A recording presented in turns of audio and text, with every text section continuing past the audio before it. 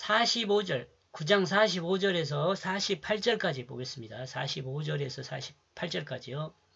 이 앞번에 45절까지 했어야 했는데 시간이 돼서 끊었는데 이것이 끝인 줄을 몰랐네요. 제가 이렇게 어리석습니다. 45절. 그러나 그들은 여기 이 말씀을 알지 못하고 있다. 저 자신들에게 감추기 위함이다. 왜냐하면 이것을 그들은 이해하지 못하기 때문이다. 그러므로 두려워하여 그 자신들에게 질문하고 있다. 그의 그 말씀에 대하여.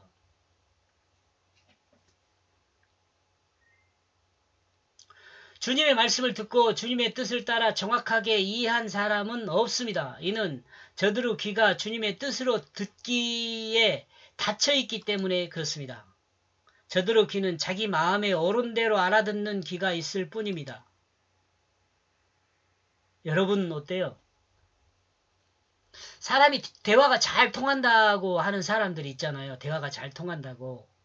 그런 사람은 서로의 입장에서 대화를 이해하니까 그래요. 자기 자신의 입장에서 대화를 이해하는 것이 아니라 상대편의 입장에서 지금 뭘 말하는가를 듣기 때문에 그 대화를 잘 이해하는 거죠. 근데 상대방의 입장에서 듣지 않고 자기 마음에 오른 대로 들으면 대화가 통하지 않죠. 이럴 때는 이제 말싸움하는 거죠. 말싸움. 논쟁하는 거죠. 이는 저들의 마음이 아직 사탄이 심어준 정욕을 따르는 자기중심의 마음에서 벗어나지 못하고 있기 때문에 그렇습니다.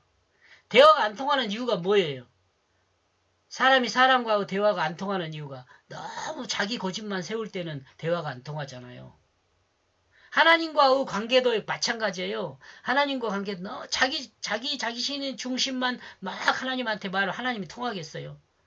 그러니까 어떤 목사님 그런 이야기 막 새벽 기도 때 자기 말만 막 하는 거 하나님 이렇게 해주시고 이렇게 해주시고 막 하다가 하나님이 아이 좀 말 좀 하자 그러면 가본대요. 시간 됐다고. 대화가 안 통하는 거죠. 주님의 제자들도 사탄이 심어준 정욕을 따르는 자기중심에서 아직 벗어나지 못해 있습니다. 그러므로 주님이 말씀하신 사람들에게 배신을 당하는 일을 감당해야 한다고 말씀하고 있습니다. 근데 이 말씀을 또한 이해를 못하는 거죠. 제자들은. 그리스도인은 주님인 예수 그리스도를 배신하지 말고 정욕을 따르는 자기중심을 배신해야 합니다. 그리고 주님 말씀을 그 마음에 심어 그 말씀의 뜻을 따라 행하는 사람이 되어야 합니다. 이와 같은 사람에게 하나님의 능력이 드러나는 것입니다. 이렇게 해서 45절까지 내용이 뭐냐면 말씀을 믿지도 해석하지도 못한 자에게 침착함으로 아들을 데려오라 함. 누가요? 예수님이요. 46절 그 제자들 중에 하나의 논쟁이 일어났다. 자신들 중에 큰 자, 그가 누구냐?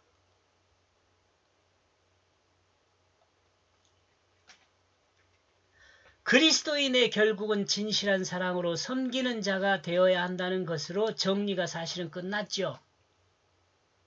근데 지금 이 내용을 예수님의 제자들이 이해하느냐? 아니 못해요. 아직 알지를 못해요.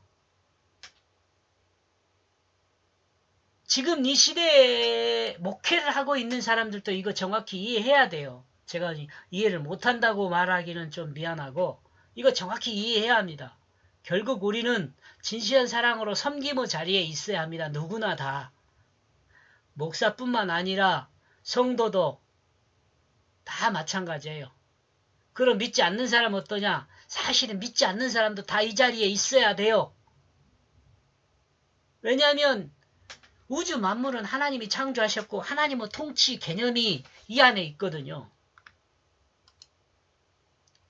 하나님 말씀을 뜻을 따라 행하는 것이 곧 진실한 사랑으로 하나님이 창조한 모든 피조물을 섬기는 자가 되는 것이기 때문에 그렇습니다. 이러므로 하나님의 뜻을 따르는 그리스도인의 결국은 진실한 사랑으로 하나님이 창조한 모든 피조물을 섬기는 자리에 있는 것입니다. 제자들이 만약 이 말씀의 뜻을 이해했다면 이와 같은 일들이 없었을 것입니다. 그러나 앞에서 설명하고 있는 것 같이 사람들은 주님의 말씀을 믿음으로 해석하지 못한 상태입니다. 주님의 말씀을 믿음으로 해석하지 않는다는 것은 자기가 죽고 예수 생명으로 살았다는 것을 기본 기초로 깔고 해석해야 하는데 이 기초가 돼 있지 않아요. 믿음이 기초가 돼 있지 않아요. 자기가 죽고 예수 생명으로 산 그 생명으로 생각해야 하는데 그것으로 해석하지 않기 때문에 정상적인 삶이 될 수가 없죠. 그러므로 주님이 사람들의 손에 배신당하는 그 일을 감당해야 했습니다. 그래가지고 우리가 알게 한 거죠. 말씀을 이해하지 못하고 질문하는 상황에 있었던 것이죠. 누가요? 제자들이요.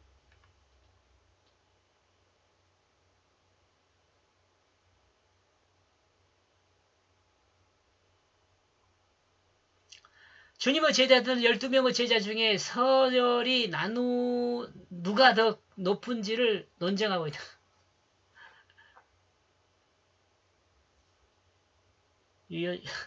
요즘 우리 기독교 장로교는 투표로 이 서열을 정하죠. 투표로. 이 투표가 뭐 인기 투표인가요? 뭔 투표인가요? 물론 합동 측에서는 제비 뽑는다 그러지만 그것도 완전한 제비가 글쎄요. 부총회장 미리 정하고 그 다음에 총회장 제비 뽑잖아요. 그죠? 부총회장 되기 위해서 투표하잖아요. 근데 모든 것이 제비는 아니죠.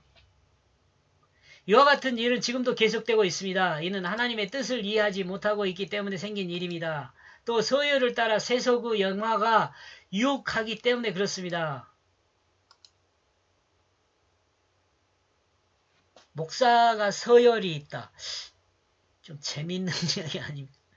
여러분 예수님의 제자 12제자들이 서열이 없다는 것으로 여러분 말하면서 여러분 자신은 노예나 이런 데 뭐 가서 서열이 있다고 말하면 일관되지 않은 거 아닌가요? 47절 그러므로 그 예수는 그 생각을 알았다. 그 자신들의 그 마음에 그는 그 자신 앞에 그 어린 아이 하나를 추가로 취하여 그 자신을 세웠다. 그 자신을 세웠다. 예수님은 제자들 생각을 읽고 있어 제자들이 알아들을 수 있도록 설명하려고 어린 아이를 하나 취해갖고 아는 거죠. 제자들 앞에 세웠어요. 48절 그리고 그는 그 자신들에게 말하고 있다. 나의 이 이름 안에서 누구든지 이 어린아이 하나를 영접하며 되면 나를 영접하게 된 것이다. 그리고 누구든지 나를 영접하게 되면 그는 나를 보내신 그를 영접하는 것이다. 여기서 그 하나님이죠. 그리고 너희 모든 사람 중에 작은 자는 아래서 시작하여 큰 자로 있다. 주님은 제자들이 알아줄 수 있도록 설명하고 있습니다. 누구든지 나의 이름으로 이 어린아이 하나를 섬기는 자가 되면 그는 곧 나를 섬기는 자가 된다. 그리고 나를 섬기는 자는 하나님을 섬기는 자가 된다. 누구든지 작은 자에서 시작하여서 큰 자가 된다. 이 지금 내용을 다시 바꾼 거죠. 예수님의 제자들이 서열을 생각하고 있지만 아직 서열을 정할 정도의 수준이 아님이 드러납니다. 서열을 정할 필요도 없죠. 아직은 모두가 섬기는 자로 시작해야 할 때임을 드러냅니다.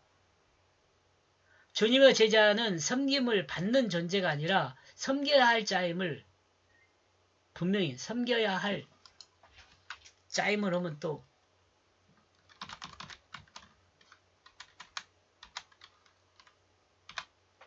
섬겨야 할 종임을 분명하게 드러냅니다.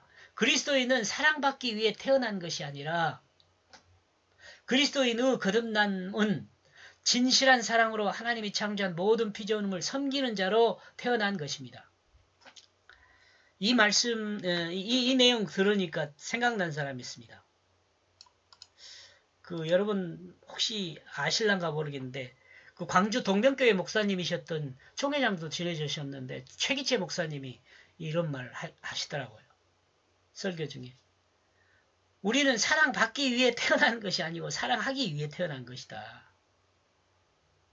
그러면서 심지어는 당신은 사랑받기 위해 태어난 사람 이 노래를 그리스도인은 부르지 마라 그래. 우리는 사랑받기 위해 태어난 사람이 아니라 사랑하기 위해 태어난 사람이라고 그러더라고요. 공감하십니까? 이렇게 해서 45절에서 앞에 끊어야 할 걸 잘못 끊어서 제가 실수로 48절까지 내용은 주님의 이름으로 섬김을 시작한 자가 큰 자로 있다라고 정리해 보았습니다. 고맙습니다.